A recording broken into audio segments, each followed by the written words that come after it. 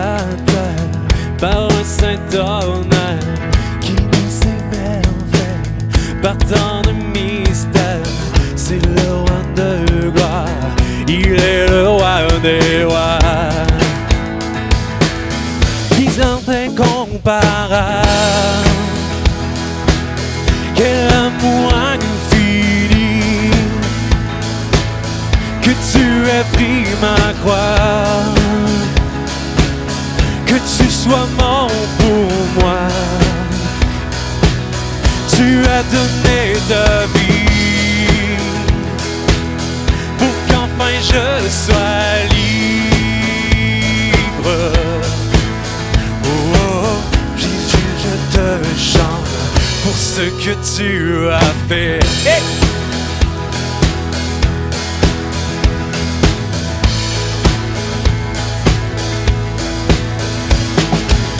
Qui ramène la paix dans la confusion, change les orphelins en fils et en filles. C'est le roi de gloire, il est le roi des rois, qui règne sur les peuples dans la vérité, brille comme le soleil de tout son éclat. C'est le roi de gloire, il est le roi des rois. Hey! Quelle grâce incomparable, quel amour infini, que tu aies pris ma croix, que tu sois mort pour moi. Tu as donné ta vie pour qu'enfin je sois libre.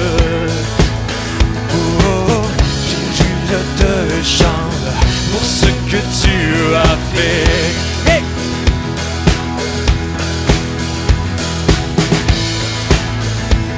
Dis. Digne l'agneau immolé, digne le roi vainqueur sur la mort, digne le roi immolé, digne le roi vainqueur sur la mort, digne l'agneau immolé, digne le roi vainqueur sur la mort, digne le roi immolé, digne, digne, quelle grâce incomparable, quel amour infini, que tu aies pris ma croix, que tu sois mort pour moi. Hey! Tu as donné ta vie pour qu'enfin je sois libre. Oh, Jésus, je te chante pour ce que tu m'as fait. Woo!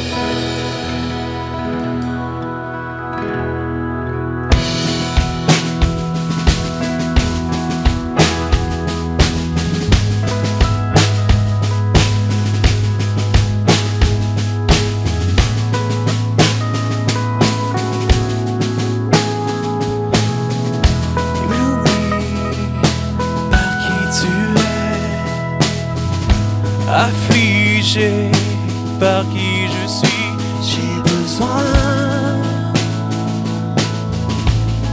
de ta grâce dans ma vie.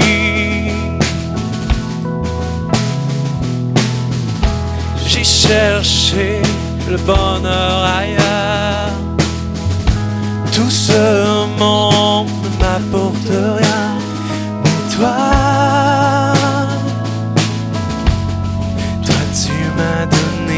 ta vie. Devant toi, émerveillé, attiré par ta majesté, je voudrais me rapprocher. Permets-moi de te toucher. Près de toi, je me sens bien. Ici-bas, tu es mon seul bien. Je voudrais toute ma vie demeurer à tes pieds.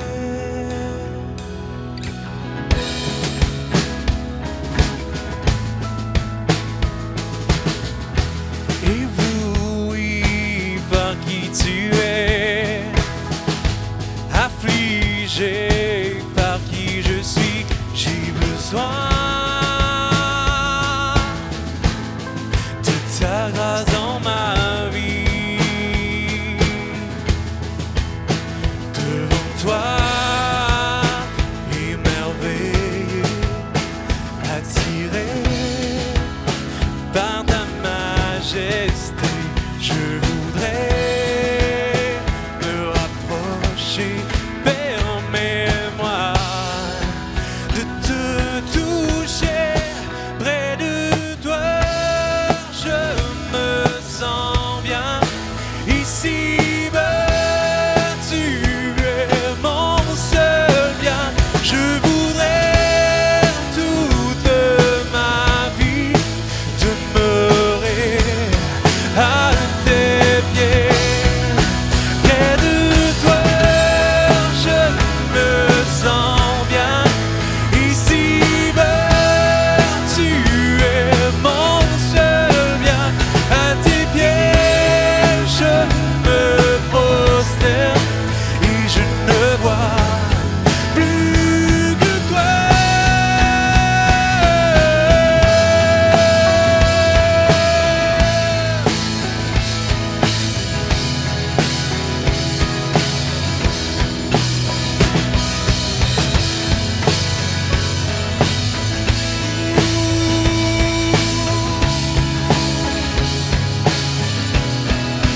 Plus que toi, Jésus. Hey, plus que toi.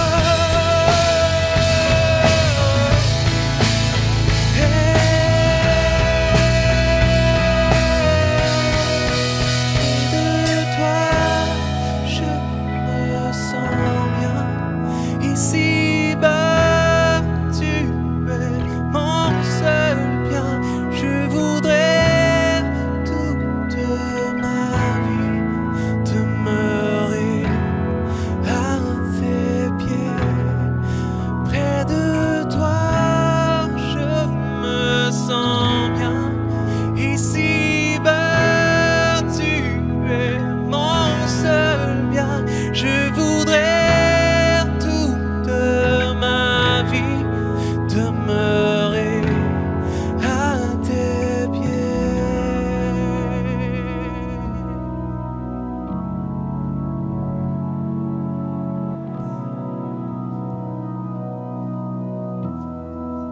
Malgré les épreuves, malgré les difficultés, merci Aubaine de nous accompagner ce matin. Merci beaucoup. Bienvenue à 180. C'est une joie de prendre le temps ce week-end d'être avec vous, de pouvoir vraiment apprécier le moment de louer Dieu, d'entendre sa voix, d'entendre son cœur nous parler via David Chouinard. On va avoir un message dans pas long qui s'en vient.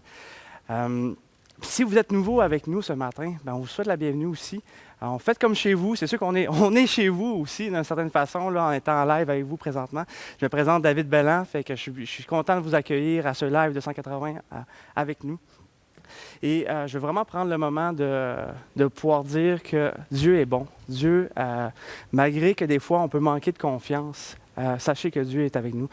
Aussi, On est dans une situation avec la COVID-19 qui fait qu'on a besoin de se rapprocher avec la communauté malgré les circonstances.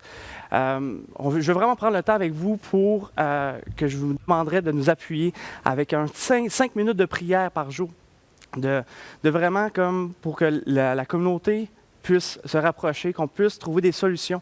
Parce que 180, malgré la situation, on essaie de trouver des solutions pour s'unir, se fortifier, se rassembler en tant qu'Église. Et je vous demanderai vraiment de nous accompagner en prière dans cette mission pour qu'on puisse proclamer l'amour de Dieu, proclamer que Dieu est bon dans ce monde. Aussi, vous savez, la prière, c'est un moyen de communiquer avec Dieu, de nos besoins, de nos difficultés. Prier quand vous avez peur. La prière, c'est vraiment un moment pour apprendre à avoir confiance en Dieu. J'ai une petite question pour toi aujourd'hui, ce matin. Est-ce que tu es capable de faire confiance à quelqu'un que tu ne connais pas? Tu ne peux pas arriver dans la rue et mettre ta confiance en quelqu'un pour ta vie.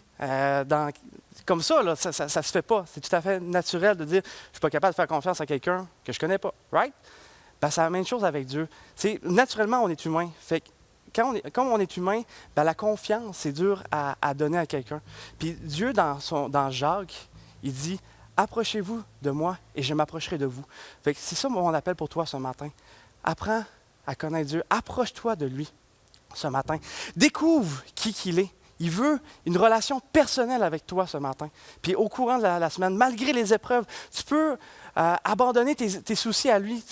Ça se peut que tu aies de la misère à le faire, que tu aies de la misère à mettre la confiance à quelqu'un, de mettre la confiance en Dieu. Peut-être que tu crois en Dieu, mais que tu ne crois pas qu'il peut t'aider dans tes difficultés. Mais sache une chose, Dieu est là si tu veux aller à lui. Dieu saura te consoler.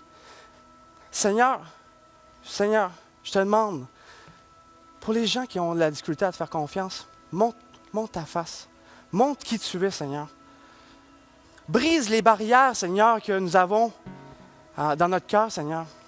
Ouvre les yeux dans notre cœur, Seigneur, qu'on puisse te voir, qu'on puisse te découvrir comment tu es grand, Seigneur. Puis permets qu'on puisse être restauré, Seigneur. Puis malgré les circonstances que nous vivons, que tu sois avec nous, Seigneur. Dans le nom de Jésus. Amen. Bon dimanche.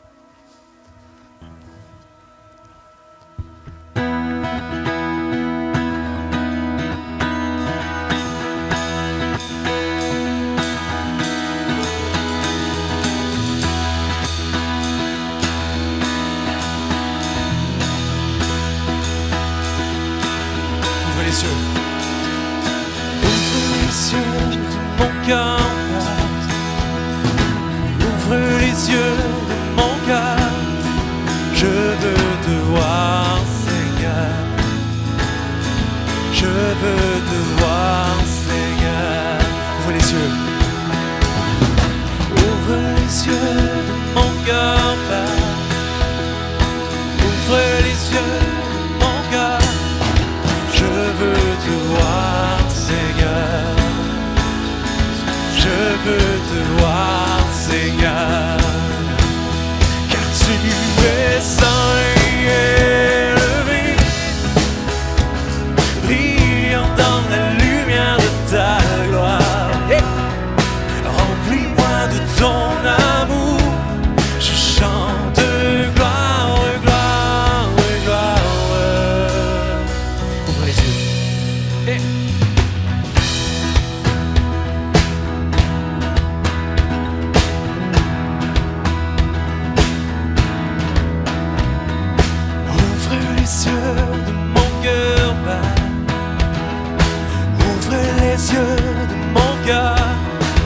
Je veux te voir, Seigneur. Hey!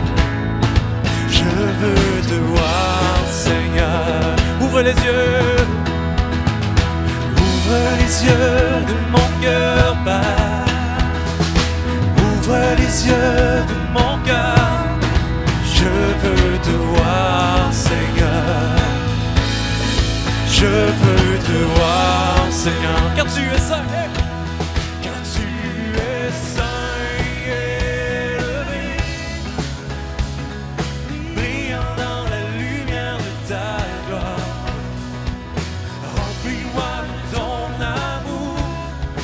Chante gloire, gloire, gloire.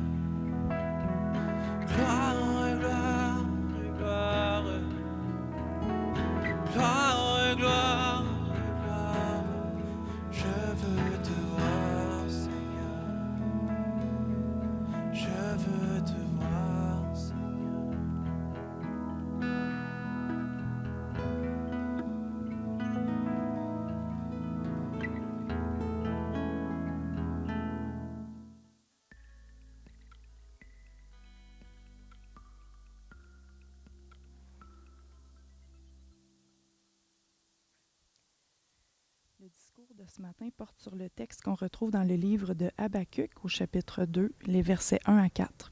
« Je veux être à mon poste et me tenir sur la tour. Je veux veiller pour voir ce que l'Éternel me dira et ce que je répliquerai à mes reproches. L'Éternel m'a répondu et a dit, « Mets la vision par écrit, grave-la sur des tables afin qu'on la lise couramment. En effet, c'est encore une vision qui concerne un moment fixé. Elle parle de la fin et ne mentira pas.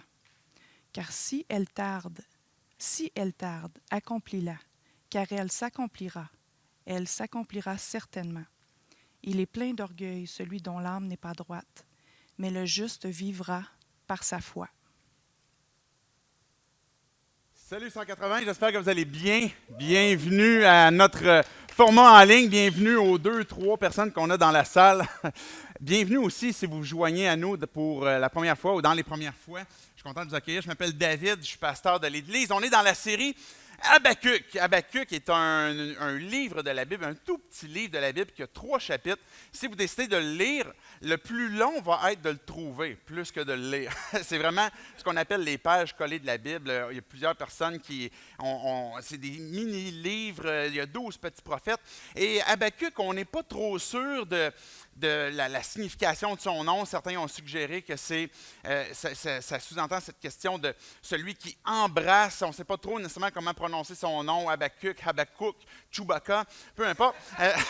On est un peu incertain, mais une chose sûre, c'est que Habacuc, il avait un franc-parler avec Dieu, et c'est ça qu'on a vu la semaine passée, ces questions qu'il avait envers Dieu, qu'il a posé. Peut-être que tu découvres tranquillement ou tu es à la recherche de Dieu, tu es à la recherche d'apprendre à connaître un peu qui il est. Et la question qu'on s'est posée, puis qu'on va répondre en grande partie ce matin avec le 2e chapitre d'Habacuc, c'est, si Dieu est tout-puissant et puis que Dieu est vraiment bon, mais pourquoi est-ce que le mal est présent? Et quand on est à la recherche de Dieu, c'est une question qui est vraiment pour plusieurs d'entre nous majeure, au point qu'on refuse de croire que justement Dieu puisse permettre ça.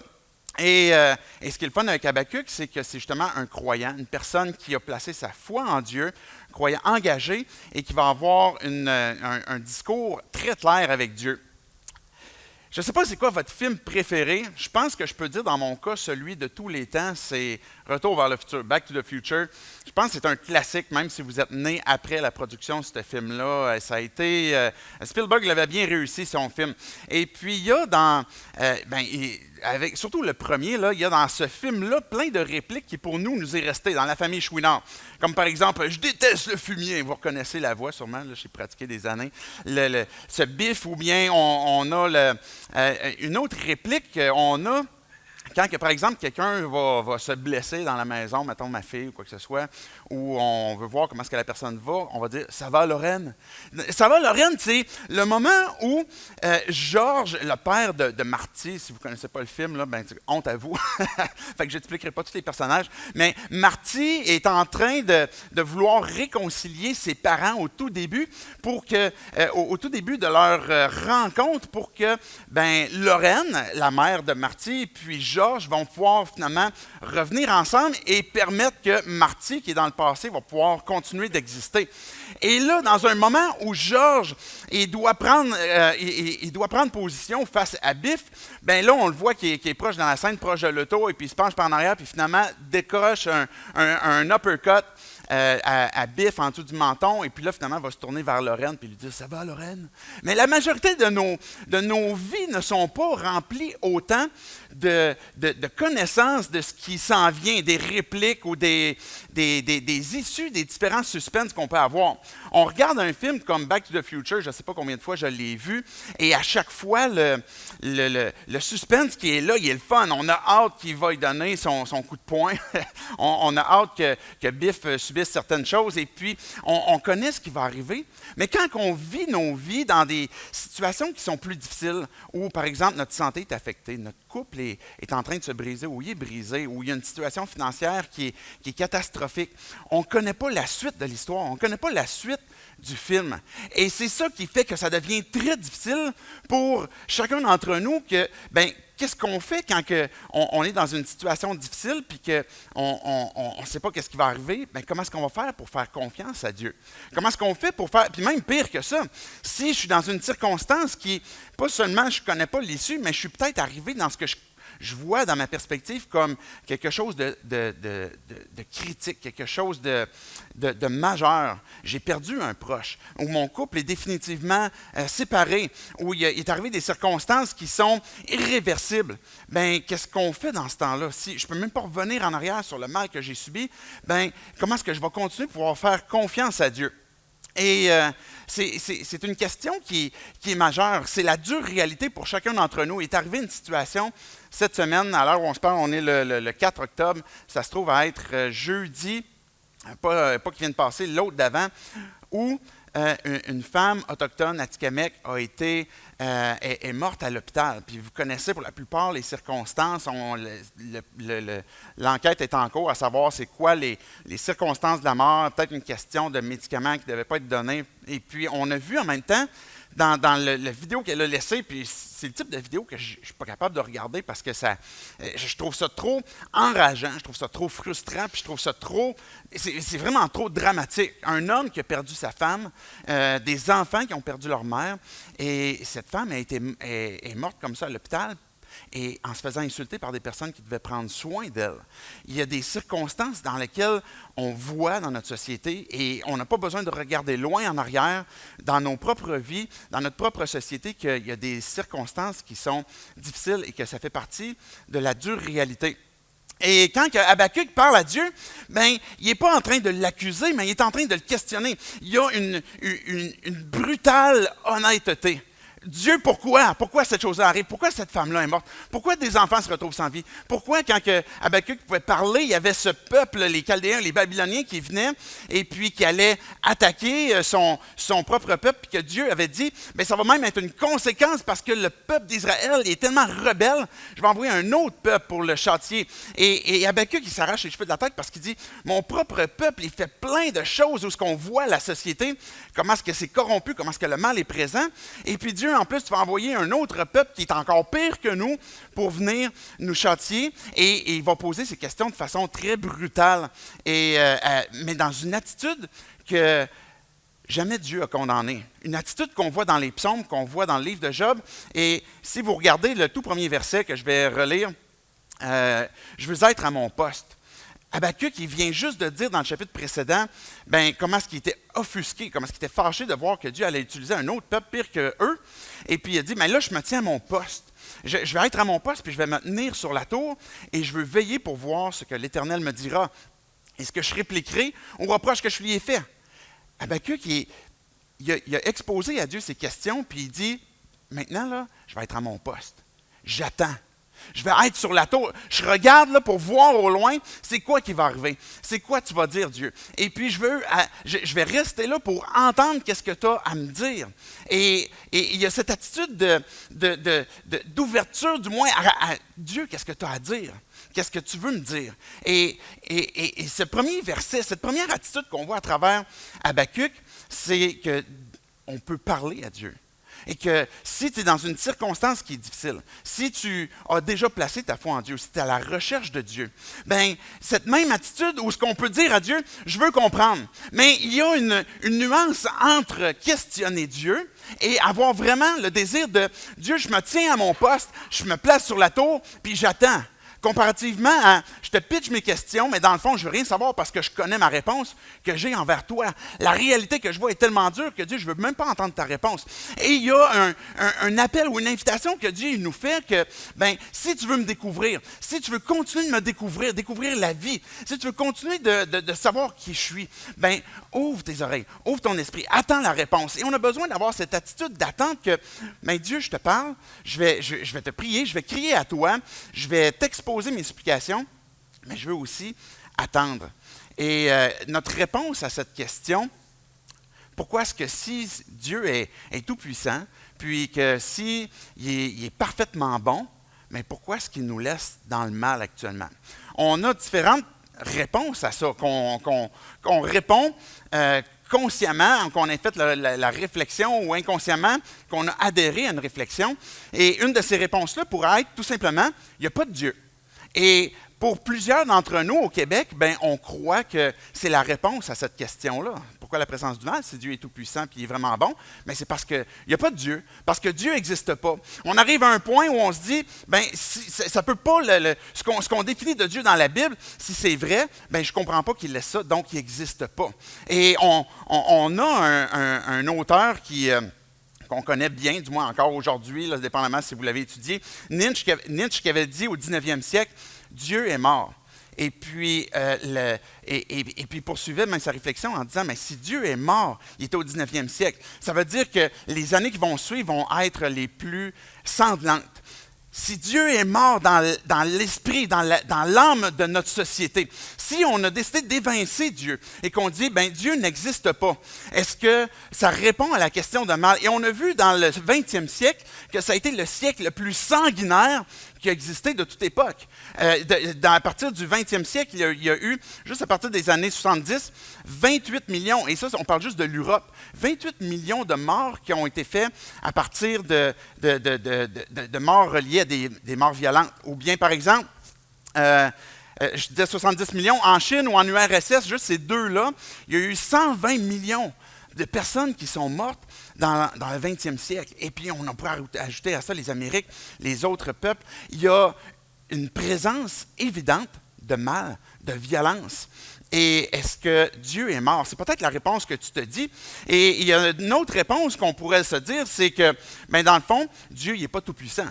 Dieu existe, mais il n'est pas tout-puissant. On pourrait classifier ça dans le déisme, où on a un Dieu qui voit le mal, qui est concerné par ce qu'on vit, mais qui ne peut pas. Il ne peut pas parce qu'il ne sait pas tout, ou bien il ne peut pas parce qu'il n'a pas la capacité. Et peut-être que tu arrives à un point où ce que tu dis, ben moi je crois en Dieu, et puis j'ai les mêmes questions qu'Habakkuk, mais finalement j'arrive à ma réponse où ben Dieu n'a pas la capacité d'intervenir. Nos problèmes sont trop gros.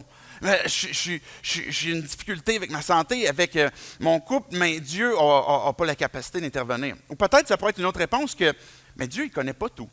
Dieu, un peu comme le théisme du créationnisme théisme qui est détaché d'un Dieu personnel, qui est un Dieu quelque part dans le monde qui a créé l'univers et qui finalement il nous a laissé rouler tout seul, puis c'est juste comme détaché parce qu'il ne se tient pas au courant de ce qui se passe, puis il n'écoute pas TVA Nouvelles ou bien Radio-Canada. Il n'est pas au courant, donc c'est un Dieu qui est loin et peut-être c'est ta perspective, peut-être que tu dis, le mal est encore là parce que Dieu il ne se tient pas au courant, puis il n'est pas intéressé à ce que l'on vit.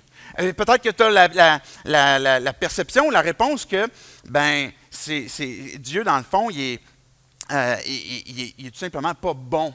Il n'a pas la volonté que d'être bon. Parce que pour toi, peut-être que Dieu, c'est une force, comme dans Star Wars. Que la force est là. C'est le panthéisme où Dieu est partout. Dieu n'est pas personnel. Dieu n'est pas bon. Et puis, il y a le yin, le yang, il y a le bien, le mal. Et puis, il y a quelque chose de très impersonnel, d'une force supérieure. Mais c'est peut-être la réponse que tu dis où, dans le fond, Dieu, il n'est pas bon en soi. Il est juste impersonnel. Ou ça pourrait finir aussi avec une pensée relativiste où il n'y a pas de bien, où il n'y a pas de mal. Tout dépend d'une perspective. Quelle est la réponse que l'on trouve dans la Bible? Quelle est la réponse du Dieu de la Bible? Quelle est la réponse que peut-être Néhémie l'a reçu aussi, mais que Habakkuk a reçu de la part de Dieu dans le chapitre 2 de Néhémie, dans le texte qu'on a lu. Et Habakkuk, il dit, là, Dieu, je veux entendre la réponse. Je veux savoir c'est quoi que tu as à dire. C'est un Dieu personnel. Et le Dieu des Hébreux est un Dieu qui s'est révélé dans la Bible comme un Dieu qui écoute, qui entend, qui est concerné, qui est intéressé aussi, qui est fidèle et qui ne manque pas, qui voit le mal. Mais comment est-ce qu'il répond à ce mal-là? Comment est-ce qu'il veut intervenir dans nos vies encore aujourd'hui? Ça se peut qu'on connaisse le film, qu'on est en train d'écouter un film, mais qu'on ne connaît pas encore l'issue. Et maintenant, comment est-ce qu'on va voir, comment est-ce qu'on va projeter la suite? C'est la réponse qu'on peut regarder dans le verset 2 et 3. L'Éternel m'a répondu. Déjà là, en partant, et on le voyait la semaine passée, Dieu a répondu. Dieu répond si tu lui parles, si tu t'adresses à lui. Il faut attendre écouter, puis de voir qu'est-ce que Dieu va répondre. Et d'avoir cette attitude où mais Dieu, j'attends, là, je suis sur la tour, et puis j'ai une perspective où je suis prêt à regarder au-delà de ce que je vis maintenant. Je suis à mon poste. Ça veut dire que j'ai la disposition d'esprit pour écouter. Je veux savoir qu'est-ce que tu as à me dire. Versets 2 et 3, l'Éternel m'a répondu. Et il a dit, mets la vision par écrit. Grave-la sur des tables afin qu'on la lise couramment. En effet, c'est encore une vision qui concerne un moment fixé. Elle parle de la fin et ne mentira pas. Si elle tarde, attends-la, car elle s'accomplira. Elle s'accomplira certainement. L'histoire d'Habacuc est plus qu'une vieille histoire écrite là, quelques centaines d'années avant Jésus-Christ. C'est une histoire qui est éternelle. C'est une histoire qui reste dans le temps. C'est la raison pour laquelle Dieu nous a donné Habacuc dans sa parole. C'est parce que c'est un livre, c'est des vérités qui concernent une histoire qui est depuis le tout début et qui se poursuit encore aujourd'hui, qu'on appelle l'histoire de la rédemption. Cette histoire va transcender tous les livres de la Bible, dont celui d'Habacuc, où on voit le plan que Dieu avait de créer l'univers, de créer ta vie, de nous créer semblable à lui pour entrer en relation avec lui, pour qu'on puisse partager sa gloire, pour qu'on puisse célébrer avec lui. Mais notre volonté personnelle a été, mais Dieu, je veux rien savoir de toi, je veux que ma vie, mon propre cœur, mon propre moi deviennent mon Dieu. Je n'ai pas envie d'obéir à personne d'autre. Et c'est ce qu'on appelle la chute, ou ce qu'on a décidé de se rebeller contre Dieu. Et encore aujourd'hui, l'humanité entière, tout le monde, on est dans cette attitude où on a pris cette décision que Dieu, je ne veux pas te suivre. Où on l'est par nature aussi, à cause de cette descendance qu'on a depuis Adam. Dans l'histoire de rédemption, on est séparé de Dieu.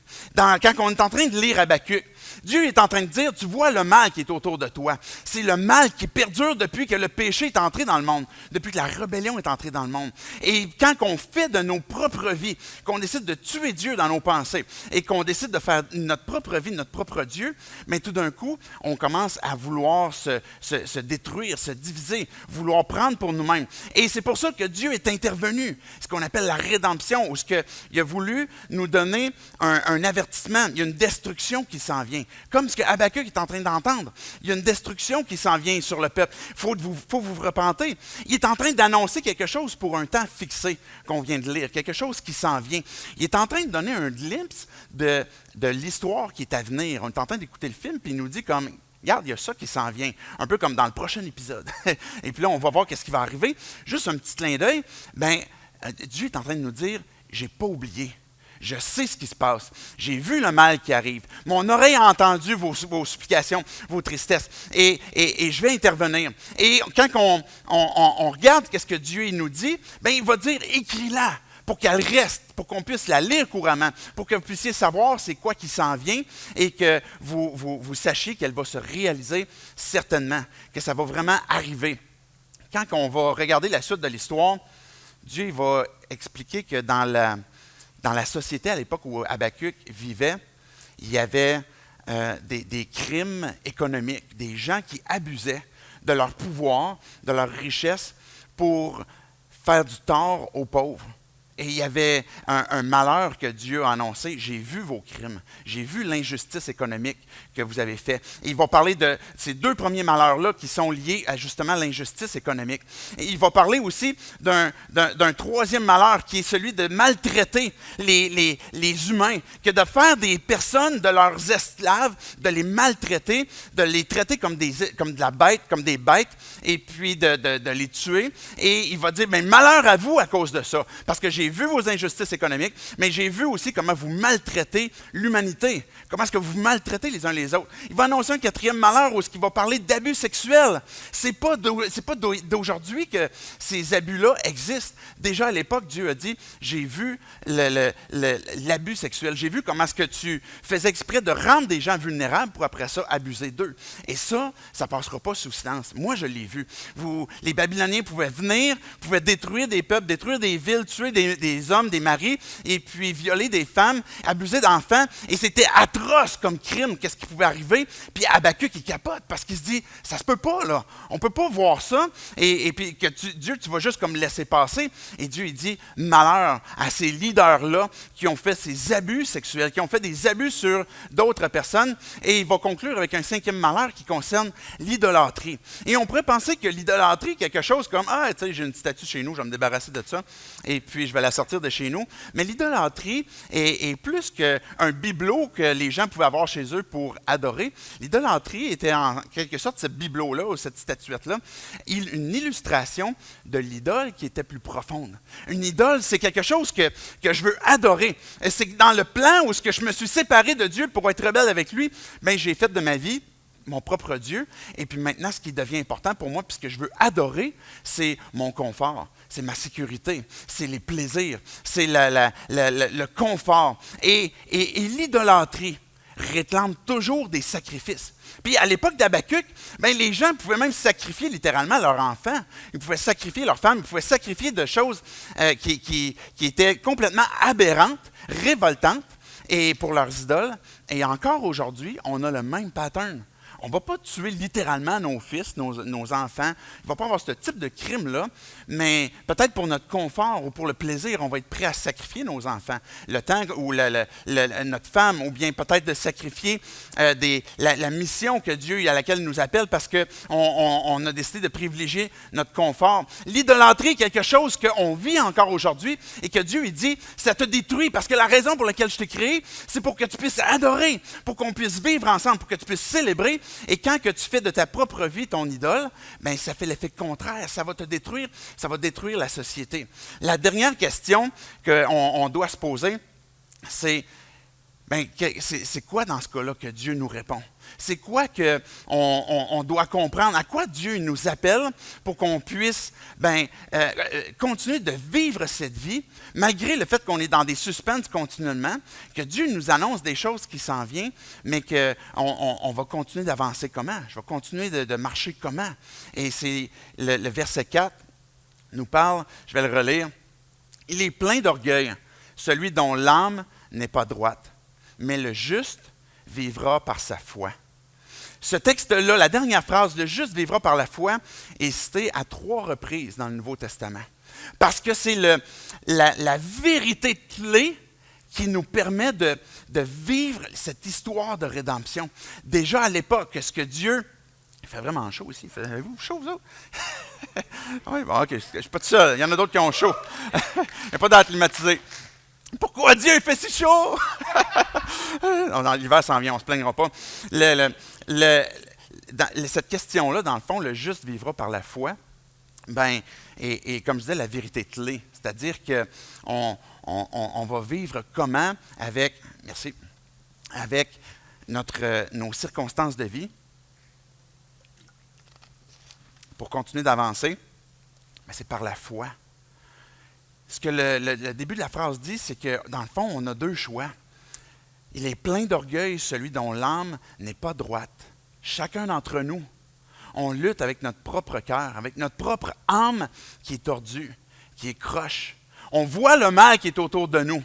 Mais Dieu, il nous avertit ou il nous appelle que, il y a quelque chose qui est dans ton âme, qui est croche, et que c'est un mal de société, qu'on est tous pris dans ce cœur qui est tortueux, et que ça remplit d'orgueil. Parce que comment je me prépare pour faire face aux situations que je ne contrôle pas?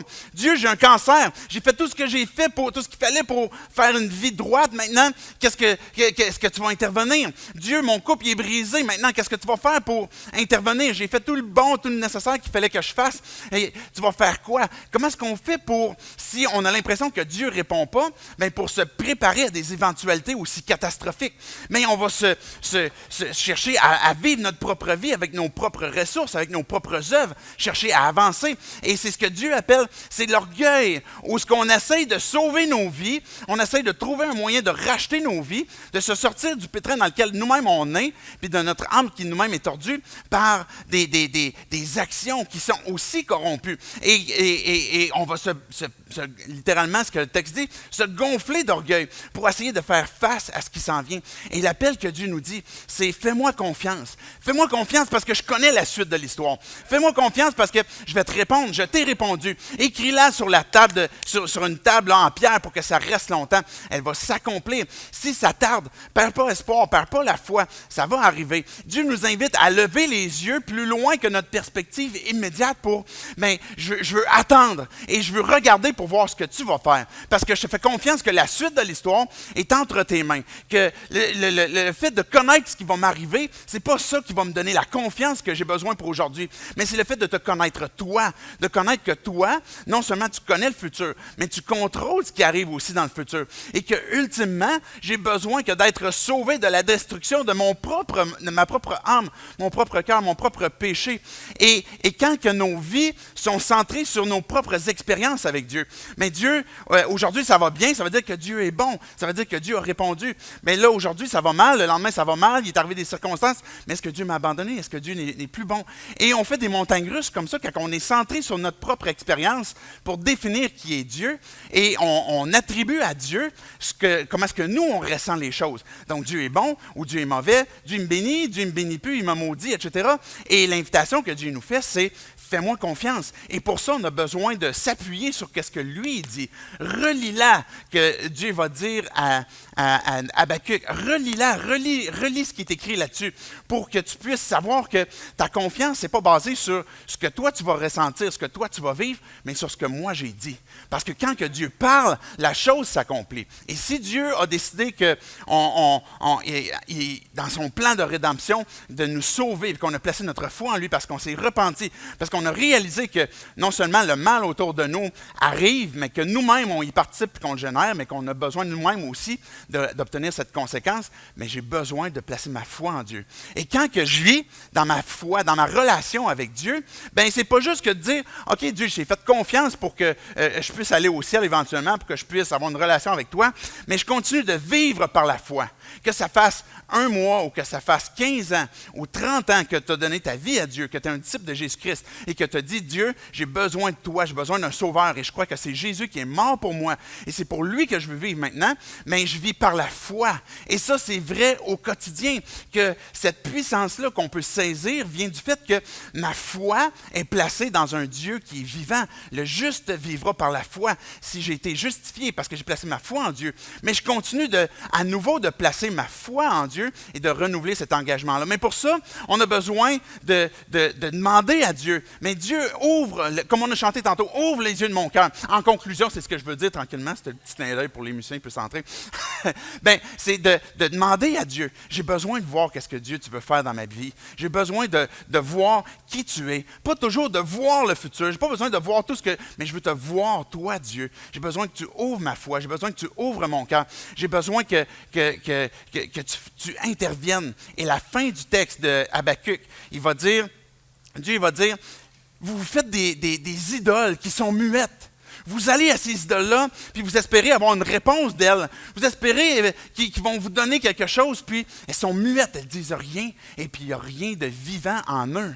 Mais Dieu il dit, c'est moi le Dieu vivant. L'Éternel règne dans son temple. Et que tous les humains, que toute l'humanité tienne silence devant Dieu.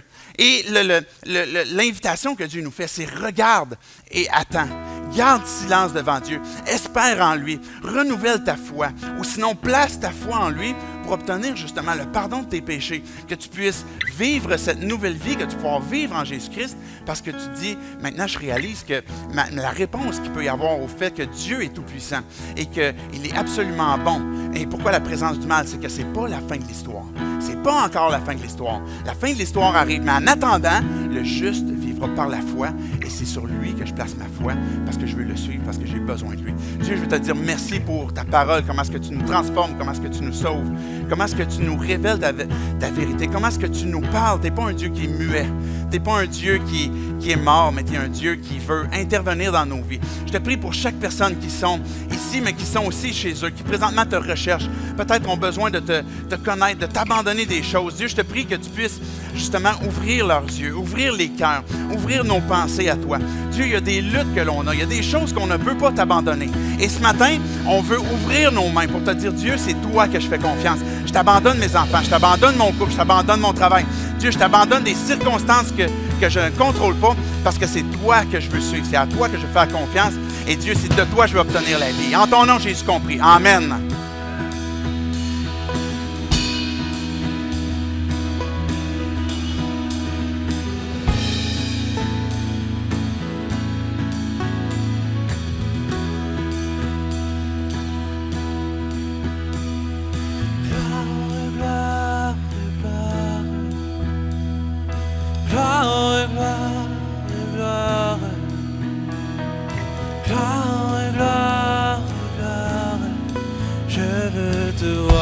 Seigneur, gloire, gloire, gloire, gloire, gloire, gloire, gloire, gloire, gloire, gloire, je veux te voir, Seigneur, gloire, gloire, gloire, gloire, gloire, gloire.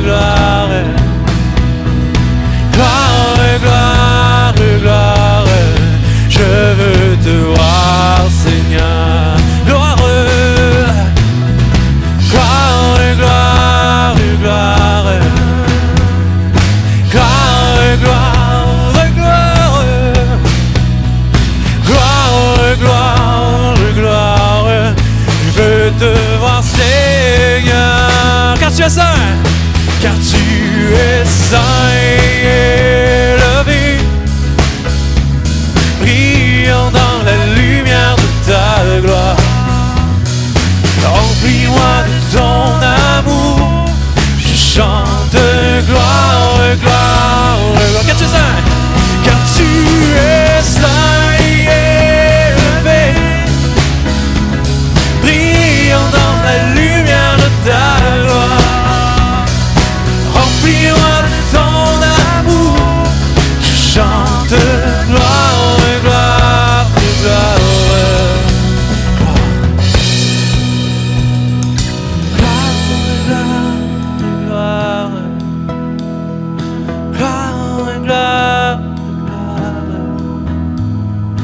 gloire, gloire, gloire. Je veux te voir, Seigneur. Gloire, gloire, gloire, gloire, gloire, gloire, gloire. Oh, gloire, gloire, gloire. Je veux te voir, Seigneur. Allez, 180.